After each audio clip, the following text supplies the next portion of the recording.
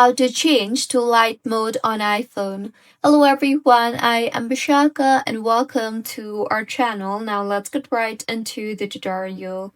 Firstly, go ahead and swipe down from the top right of your screen and you will be led to your control center. Here, you will see the brightness tab. So tap hold on the brightness tab and you will see the dark mode option there. So simply tap on it if dark mode is enabled, and with this, dark mode will be disabled on your iPhone. Or you can also go ahead and launch the settings application on your device and tap on the display and brightness option you see there.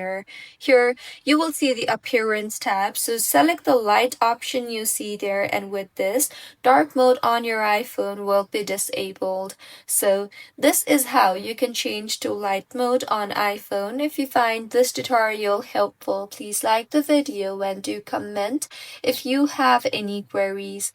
Also, do subscribe to our channel for more helpful tutorials like this. See you on the next one.